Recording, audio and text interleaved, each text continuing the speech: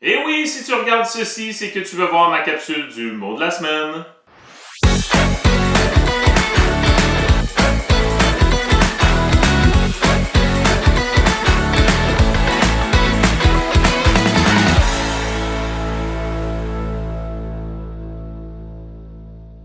J'ai un joli nom masculin pour toi, Abyss. Regarde comment ça s'écrit. Un Y, 2 S. Qu'est-ce qu'un abysse? Oui, on dit bien un abysse et non pas une abysse. Qu'est-ce que ça veut dire, ça? Est-ce que c'est A, l'axe des X en mathématiques? Tu vas entendre parler des fois de l'axe des X, l'axe des Y. Est-ce que c'est B, un gouffre océanique? Un gouffre, c'est comme un espèce de grand trou sans fond, là. Ou bien est-ce que c'est C, une noirceur totale? Des fois, il fait noir, mais il ne fait pas totalement noir. Et l'abysse serait une noirceur totale. Oh! Les trois choix de réponse sont bons, mais quelque chose me dit qu'il y en a deux qui sont faux. Alors, un abysse, est-ce que c'est l'axe des X? Est-ce que c'est un gouffre océanique, donc dans l'océan? Ou bien c'est une noirceur totale, comme ceci? Oh boy, c'est bien claquer des doigts, ça. Attends un peu, je me reprends. Comme ceci.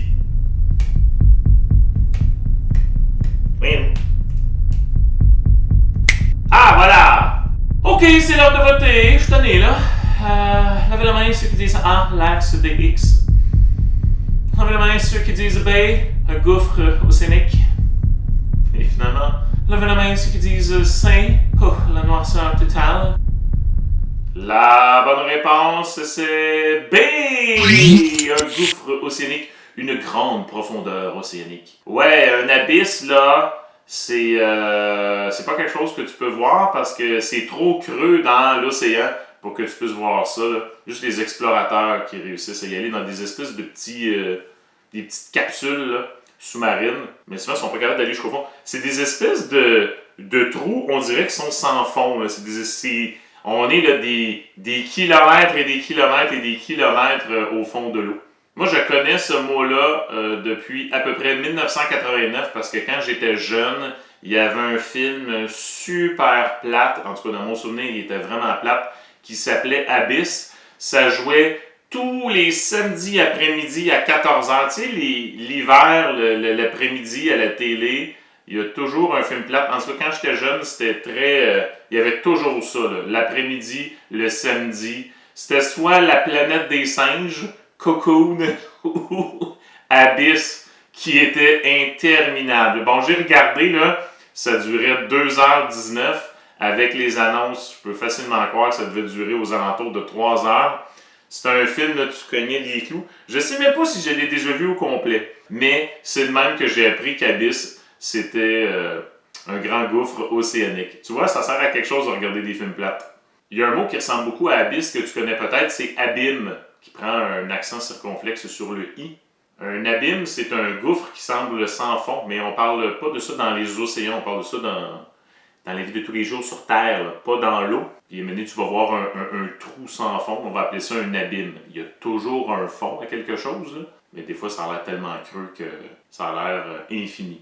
Une expression qui dit être au bord de l'abîme, c'est quand tu es au bord de la catastrophe. C'est comme si tu es au bord de tomber dans une espèce de trou sans fond, ce qui serait pas une bonne idée. Donc, tu es au bord de la catastrophe. J'ai choisi ce mot-là parce qu'on m'a rappelé aux As de l'Info que le 11 juin 1910, c'était la date de naissance de Jacques-Yves Cousteau. Et moi, Jacques-Yves Cousteau, qui est un grand explorateur, si on connaît si bien la vie sous-marine, c'est grâce à lui. C'est un marin, c'est un explorateur, c'est un océanographe. Bref, c'est le grand spécialiste des fonds marins. Et moi, quand j'étais jeune, je regardais chaque semaine, il y avait des documentaires à la télé. Je me rappelle encore, il était sur un bateau qui s'appelait le Calypso. Et puis, c'était vraiment intéressant. Cet homme-là, il est décédé quand j'étais adolescent. Il est décédé en 1997. Jacques-Yves Cousteau était surtout connu sous le nom du commandant Cousteau. On disait Cousteau, tout le monde savait que c'était pas un cuisinier. C'était le célèbre explorateur marin.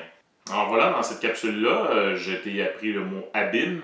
Un abîme, lui aussi c'est masculin. Et abysse, qui représente des grandes profondeurs sous-marines.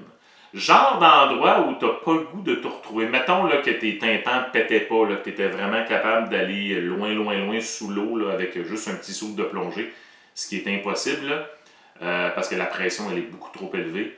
C'est assez peurant parce que rendu dans les grandes profondeurs océaniques, là, il n'y en a pas de lumière. C'est pour ça que j'avais mis noirceur totale. Je savais que ça pourrait peut-être porter à confusion.